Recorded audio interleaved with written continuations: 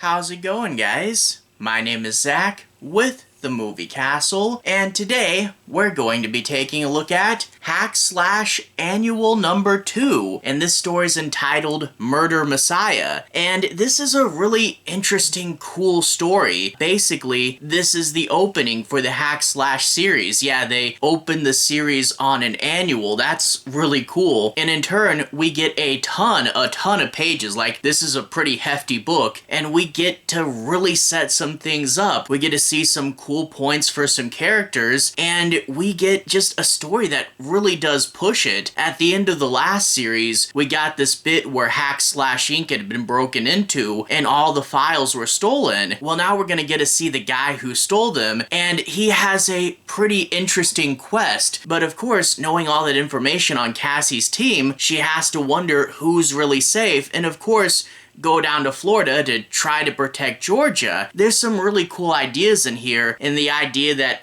Cassie is after this killer that has his own ideas about what should be done with the slasher situation and what he wants. It's a pretty interesting idea, and all that's good and cool, but it's not even the most memorable half of this book, because you see why all this is going on.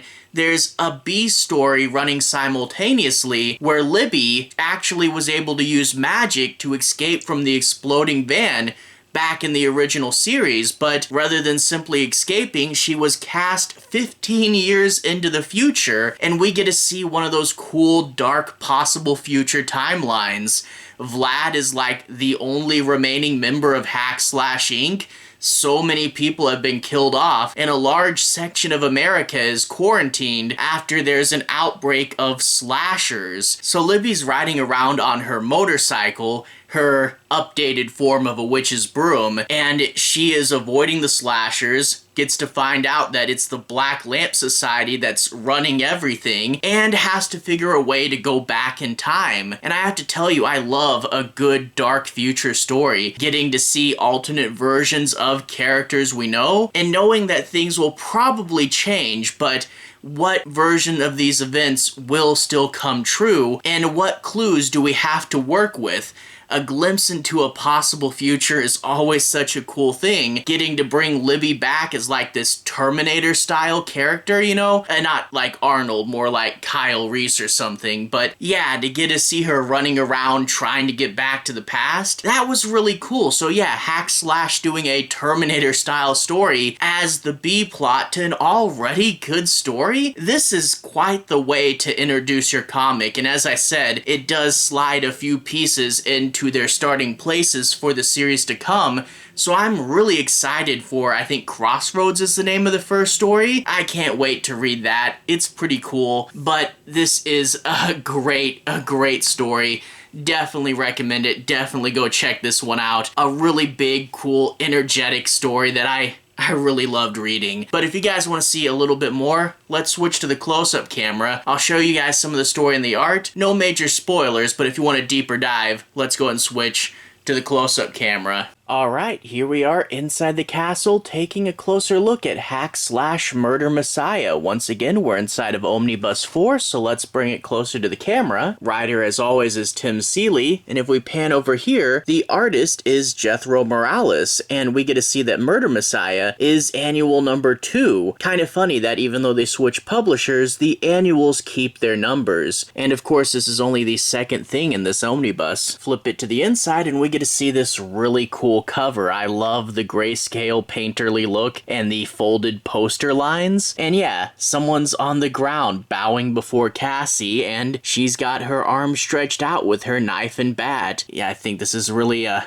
cool, gloomy looking cover there. Anyway, after that we get into the story proper. Now I'm not going to do any major spoilers. I do want to say my piece on a few plot points, do a little bit of analysis, and show you guys the artwork, but I'll try to be avoiding the end bits, so nothing too major. We open up with chapter 1. Yeah, this thing is so thick it's actually divided into 2 chapters, and right off the bat we get 6-6 and the girl that he's producing for, and we get to see a bit of comedy where she does not like the lyrics that he wrote. But surprise, surprise, in only page 2 of this comic, 6-6 is dead. Yeah, that was a big surprise, killing him off so quickly and early. He was such a big player in the last series, but I guess Tim Seeley was done with him, we pan down and we get to see this guy who did it, this mysterious man with a mustache and hammer. What's he up to? Well, it turns out this is the guy that broke into Lisa's house and punched Lisa in the face, which is why she has that bandage still. So Chris, Lisa, Sam, and Elf are all going to Lisa's house to try to stay together because since this guy has the hack/slash files, he's got the locations of all their contacts and they're worried about their friends. They call Cassie in the car and apparently they're having a problem. Georgia is not answering anybody's phone calls. Yeah, you left on bad terms and now she doesn't want to talk, but it turns out her life may depend on it. And also a bit of a side note, this artist almost draws Vlad like handsome Squidward, don't you think? That's a little weird. Well, at Georgia's club, Cassie pays her a visit and Georgia is of course upset. Cassie tries to warn her, but Georgia has the club security kick her out. In the parking lot, Vlad tells Cassie that a message was dropped off for her, an invitation from the killer to go and meet in person, and they decide to split up, leaving Vlad to protect Georgia while Cassie goes out and deals with this killer. But of course, who's this killer? What is he doing with the hack/slash files? And what's his game? Well, Cassie is going to have to go and find that out all on her own. I will say there's some fun character beats in this half of the story,